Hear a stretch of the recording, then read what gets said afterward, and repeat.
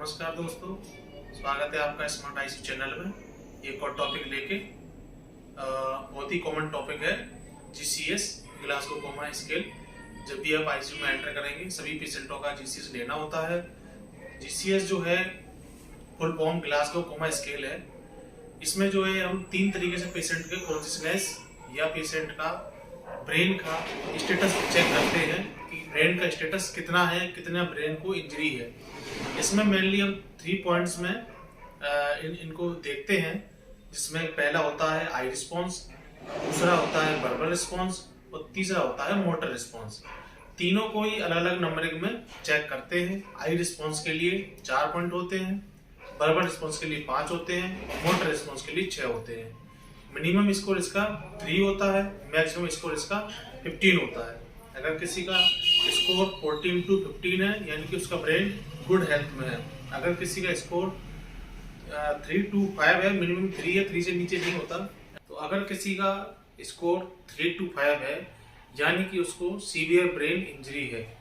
अगर किसी का स्कोर आ रहा है 9 to 12 यानी कि इसको मॉडरेट ब्रेन इंजरी है।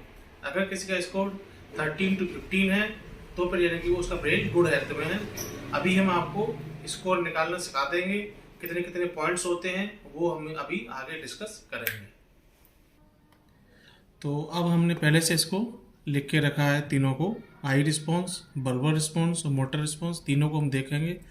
आई रिस्पॉन्स के लिए 4 नंबर हैं, वर्बल के लिए 5 हैं और मोटर रिस्पॉन्स में 6 हैं। सभी को हम देखेंगे एक एक करके। तो सबसे पहले जो है पेशेंट के पास आप गए, जाते ही पेशेंट ने अगर आंखें खोल रही, सबसे पहले हम आई रिस्पॉन्स चेक कर रहे हैं। आप पेशेंट के पास गए, पेशेंट ने आंखें खोल ली तो स्पॉन्टेनियस है, यानी कि उसने आपके आहट से ही आपको महसूस करके उसने आंखें खोल ली। इसका मतलब पेशेंट का ब्रेन पूरी तरह कॉन्शियस है और आई उसने खोल ली है, तो 4 नंबर। आप पेशेंट के पास गए, उसने आंखें नहीं खोली, आपने उसको आवाज़ दी, जो भी उसका नाम है, आवाज़ देने पर आँख खोली तो 3 नंबर। आप पेशेंट के पास गए, ना आवाज़ देने पर आंखें खोली, ना स्पॉन्टेनियस आंखें खोली, आपने उसको थोड़ा सा पेन किया तो पेन पर आंखें खोली हैं तो 2 नंबर देंगे। अगर पेन पे भी आंखें नहीं खोली हैं तो नॉन, यानी कि 1 नंबर। इसके बाद आता है वर्बल। वर्बल में आप पेशेंट के पास गए, आपने उसको जगाया, उसने आंखें खोली, पेशेंट से आपने बातचीत करी, उसका नाम पूछा, उसका पता पूछा, उसको समय पूछा, उसको स्थिति पूछी। समय, स्थिति और एनवायरनमेंट का ज्ञान अगर पूरी तरह से उसे है यानी कि फुली ओरिएंटेड है तो हम उसको 5 नंबर देंगे। अगर बातचीत कर रहा है और कॉन्शियस भी है लेकिन उसको न समय का ज्ञान है, न उसको किस जगह पर है उसका ज्ञान है, यानी कि वो थोड़ा सा कंफ्यूज्ड है, तो फिर उसको हम देंगे 4 नंबर। फिर अगर पेशेंट से आप बातचीत कर रहे हैं, आप कुछ कह रहे हैं, पेशेंट कुछ कह रहा है, कुछ भी कहने लग रहा है इन एप्रोप्रिएट वर्ड, यानी कि आपसे जो कम्युनिकेशन जो आप कर रहे हैं, जो बातचीत आप कर रहे हैं उससे संबंधित ही नहीं है उसका जो वर्ड है, तो 3 नंबर देंगे उसको। और 2 नंबर जब देंगे जब पेशेंट केवल आवाज़ें निकाल रहा है, ना कोई शब्द मुंह से आ रहा है और ना कोई भी मतलब कोई ऐसा कोई कम्युनिकेशन ऐसी नहीं है जो आप समझ में आ सके, केवल साउंड निकाल रहा है पेशेंट, तो उसको हम देंगे 2 नंबर। अगर वो कुछ भी नहीं कर रहा है तो फिर देंगे 1 नंबर। इसके बाद आते हैं मोटर रिस्पॉन्स पे। तो पेशेंट के पास आप गए, पेशेंट ने आंखें खोली और आपने उससे बोला कि अपना हाथ उठाओ, अपना राइट हैंड उठाइए। उसने अपना राइट हैंड उठाया, आपने उसको जीभ दिखाने को कहा, उसने जीभ दिखाई, आपने मुंह खोलने को बोला, उसने मुंह खोला, यानी कि वो सारी कमांड जो है वो फॉलो कर रहा है, सारी कमांड ओबे कर रहा है, तो 6 नंबर देंगे। अगर आप पेशेंट के पास गए और तो आपने देखा कि पेशेंट आंखें नहीं खोल रहा है, तो आंखें नहीं खुल रहा है और आपने उनका नाम पूछा, वो नाम भी नहीं बता पा रहा है, तो फिर क्या करेंगे आप उसको थोड़ा सा पेन देंगे कहीं पे। जैसे ही आपको थोड़ा पेन देंगे, अगर वो पेन को लोकलाइज कर रहा है, ठीक है, अगर वो पेन को लोकलाइज कर रहा है, जैसे कि मान के चलो पेशेंट को थोड़ा सा मैंने यहाँ पे पेन किया, ऐसे करके थोड़ा सा पेन किया, तो मैं नॉर्मल लेटा हूँ ऐसे, आपने मुझे यहाँ पर पेन किया तो मैंने हाथ मतलब बेहोशी की हालत में मैंने हाथ जो है और मैं यहाँ तक लेके आया, यानी कि मैंने पेन को जो है लोकलाइज किया कि मुझे पेन यहाँ पे है। तो ये इसको बोलते हैं लोकलाइजिंग पेन। चाहे यहाँ पे पेन हो सकता है, वो यहाँ पे आप पेशेंट को कर सकते हैं। अगर पेशेंट सीधा वहीं पर लेके आया यानी कि उसने लोकलाइज किया है पेन को, तो हम उसको देंगे 5 नंबर।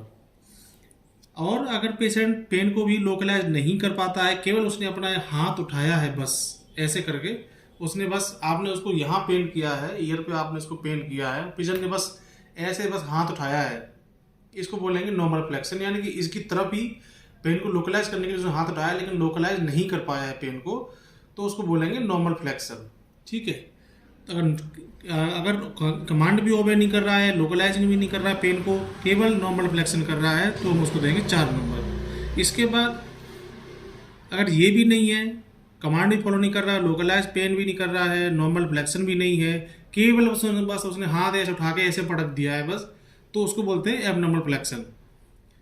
इसके बाद अगर ये भी नहीं है, आपने उसको पेशेंट को पेन किया है और पेशेंट हाथ जो है ऐसे लेटे लेटे और इस प्रकार कर रहा है केवल इस तरह से, तो फिर उसको बोलेंगे हम एक्सटेंशन है और उसको हम 2 नंबर देंगे। ना लोकलाइज करेगा पेन, ना कोई किसी तरह का फ्लेक्शन है, केवल एक्सटेंशन है, वो भी इस तरीके का, इस तरीके केवल वो एक्सटेंशन करेगा पेशेंट लेटे लेटे, जैसे कि सीजर का पेशेंट करता है, बस केवल ये वाला है, तो फिर हम उसको देंगे 2 नंबर।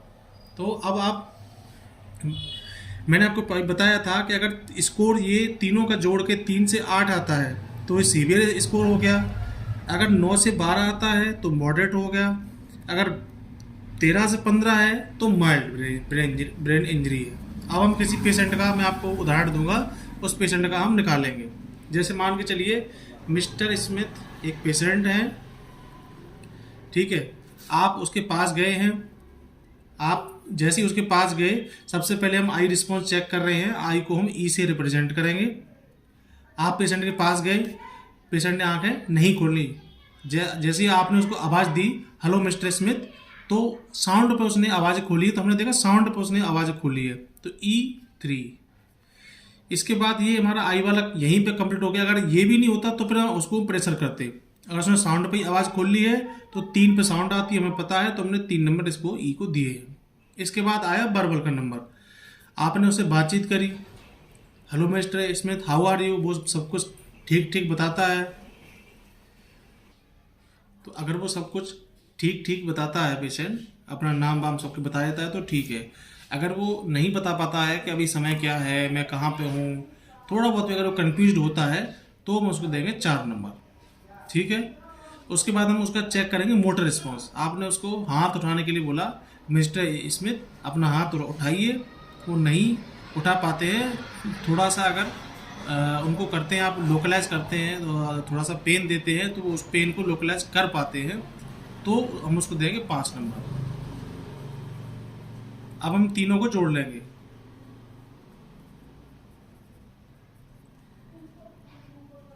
इलेवन, ये स्कोर आया है हमारा 11, जो कि 9 से 12 के बीच में है, यानी कि मॉडरेट।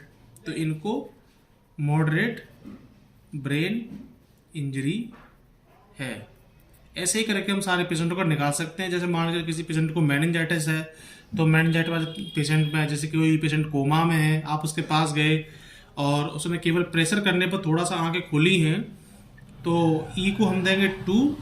वर्बल, क्योंकि पेशेंट पेन देने पर आंखें खोल रहा है, तो सीधी सी बात है, ना तो वो ओरिएंटेड होगा, ना ही वो कंफ्यूज्ड होगा, ना ही इनवर्ड वर्ड होगा, ना ही वो साउंड कर पाएगा किसी तरह की, तो हम उसको देंगे V1, नॉन है। मोटर रिस्पॉन्स में पेशेंट कोमा में है, तो ना तो वो कोई कमांड फॉलो करेगा, ना पेन लोकलाइज कर रहा है, कि ना नॉर्मल फ्लेक्शन है, केवल एबनॉर्मल फ्लेक्शन भी नहीं, केवल एक्सटेंशन है, तो हम उसको देंगे M2। ठीक है, तो अब इनको जोड़ेंगे तो स्कोर आएगा अपना 5। तो 5 स्कोर पर हमें पता है 3 to 8 में है, तो सीवियर ब्रेन इंजरी है इस पेशेंट को। तो इस तरीके से मैं थोड़ा सा आसान भाषा में आपको GCS समझाने की कोशिश करिए। सबसे पहला पॉइंट है, जब भी आप ICU में जाएंगे, सारे पेशेंटों का GCS चेक करें। जब भी आप ICU में जाएं, नॉर्मल पेशेंट हो, एबनॉर्मल पेशेंट हो, जैसे भी हो, कोमा में हो, जो भी पेशेंट हो, आप ज़्यादा से ज़्यादा GCS पेशेंट का चेक करें। मैंने सबसे आसान तरीके से आपको बताया है चेक करने का तरीका। उससे क्या है कि आप पेशेंट का ब्रेन का स्टेटस देख पाएंगे कि ब्रेन को किस तरह, पेशेंट को किस तरीके की ब्रेन इंजरी है, उसका ब्रेन का स्टेटस क्या है। तो ये पॉइंट मैंने डिस्कस किया है। तो अगर आपको ये सब ठीक लगा हो, अगर कुछ गलती हो, तो इसमें आप मुझे कमेंट करके बताएं कि आपको कहाँ समझ में नहीं आया है, और कोई बढ़िया तरीका हो सकता है समझाने का, तो वो भी हमें बताएं। चैनल को सब्सक्राइब करें। Thank you.